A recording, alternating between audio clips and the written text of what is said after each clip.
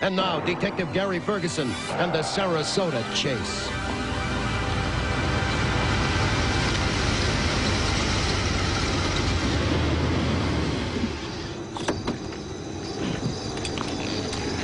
I've been with the Sarasota County Sheriff's Department for 21 years.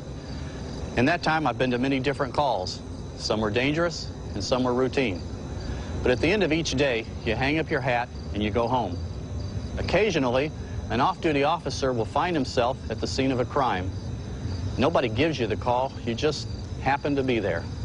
That's when things can get a little uncertain, especially if it's a violent crime. It was about 4:30 p.m. on my day off, and I had just taken my car for a wash. It had rained the previous weekend, and the car had gotten dirty. I only had it for a few months, and I wanted to keep it looking nice.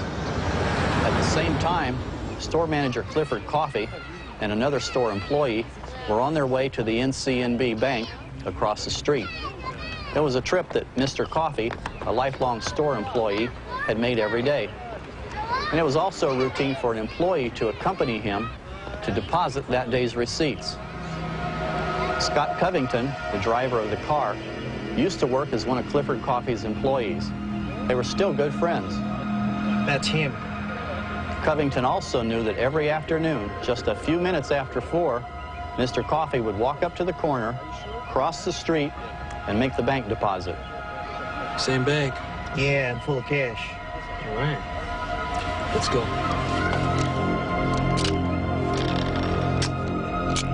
Well, come on, what you waiting for, man? Move it! Some years before, Scott Covington had failed the Sarasota Police Department's written test and enrolled in the Fire Academy, but he was released in the probationary period. From that point on, his life had gone into a tailspin. Somewhere along the line, Covington hooked up with his cousin, Vincent Bain, who had recently been released from prison and was a suspect in several armed robberies in and around Sarasota. What do they want? Hey, give me the bag. Scott? I said, give me the bag, or you're dead. Scott, what is... Give him the money, Clifford! What is this? At first, I thought the bang could have been a backfire. Then I realized it was definitely a gunshot.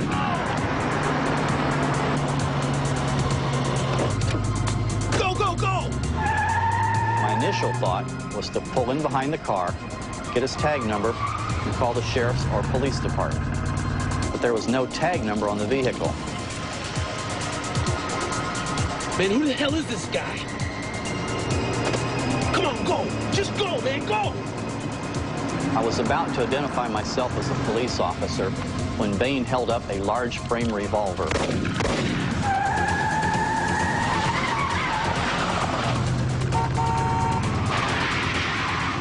We proceeded north on Osprey Avenue, a north-south route that people use to avoid US 41. Who the hell is he?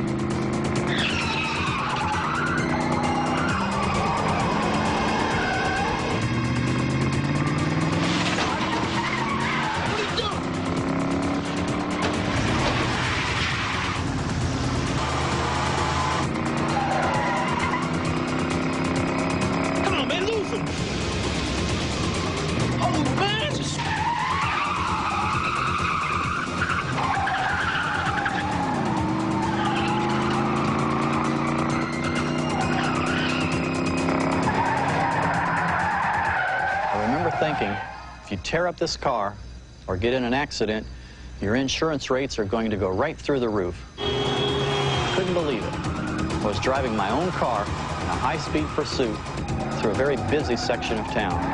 Come on, lose him! What do you think I'm trying to do, man?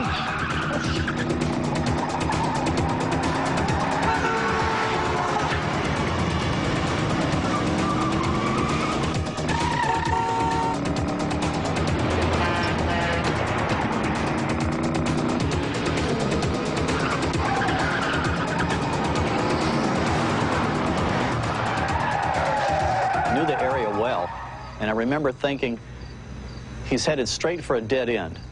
If he made a left, he'd be heading back the way he just came. A right would get to a neighborhood where he could hide out. But I also knew he was going too fast to make a turn. I slowed down and backed off about 60 feet and started to the left side of the street, gambling that he would take a right, and he did.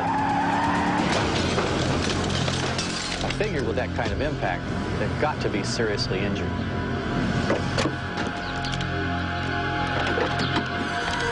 Police freeze! I'm a police officer. Here's my badge. Where's yours? All right, put your guns down now. What are we gonna do, man? Shoot him, man, shoot him. I could tell by the sound that it was a very small caliber weapon. The odds of accuracy beyond 15 feet were definitely on my side. But I was more concerned about the other one. He had the big gun. It turned out to be a .357 Magnum.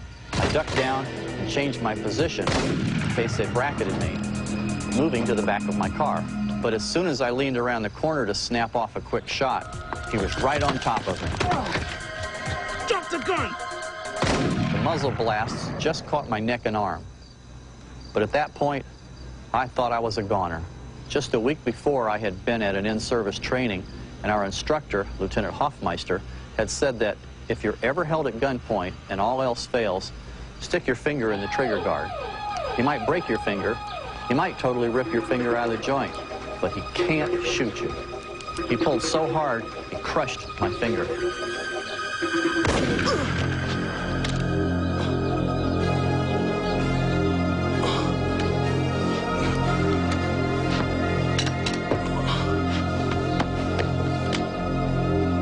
I was totally covered in blood. I couldn't see anything, and I was almost passing out. Meanwhile, Covington grabbed the money bag and sped off in my car.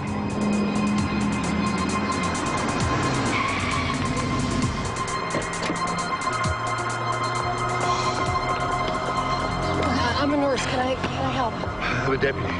Check on that guy over there. You okay? I'm a police officer. Call the sheriff's office in an ambulance. All right, hang on, buddy. I think he's dead. My car was found 45 minutes later in downtown Sarasota with 3 flat tires and 10 bullet holes in it. Covington turned himself in about 6 hours later. The money bag was also recovered, but Clifford Coffey died at Sarasota Memorial Hospital later that evening. I gave the Sarasota police a statement as to what happened. There was some concern about whether I had properly identified myself as a police officer because nobody could find my badge or ID. But when they finally finished with all the crime scene photographs and rolled the gunman over, he was lying on top of my badge and ID.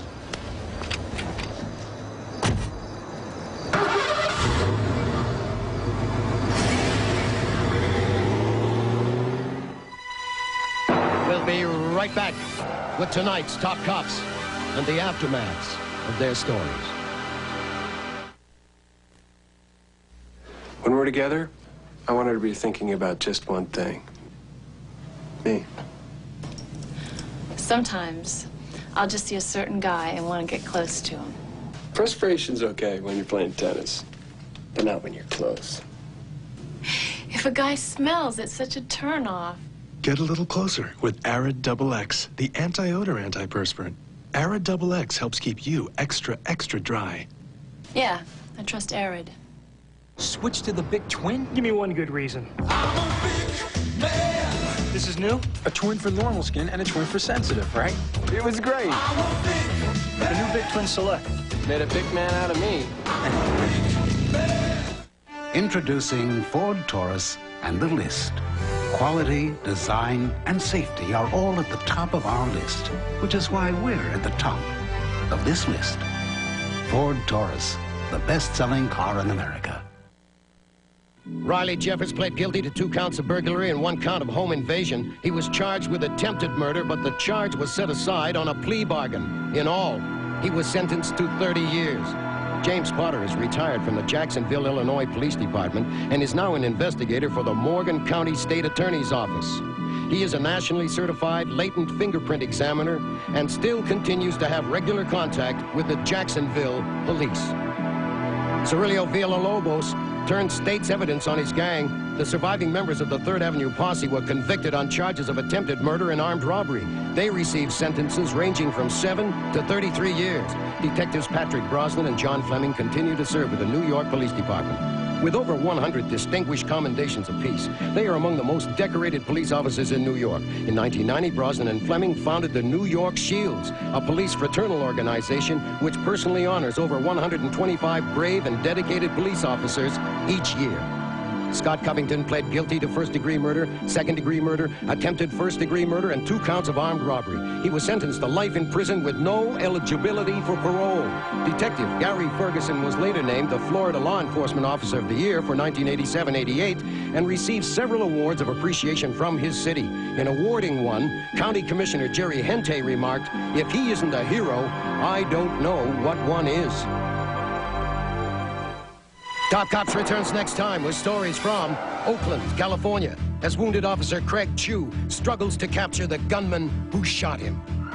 North Lake Tahoe, California, as FBI agent Denny Joyce leads a task force against a brutal kidnapper. And Denver, Colorado, as undercover narcotics officer Norman Presley is trapped in a crack house. Join us, because after Top Cops, everything else is just fiction. Good evening, I'm Kelly Ring, and coming up on Eyewitness News.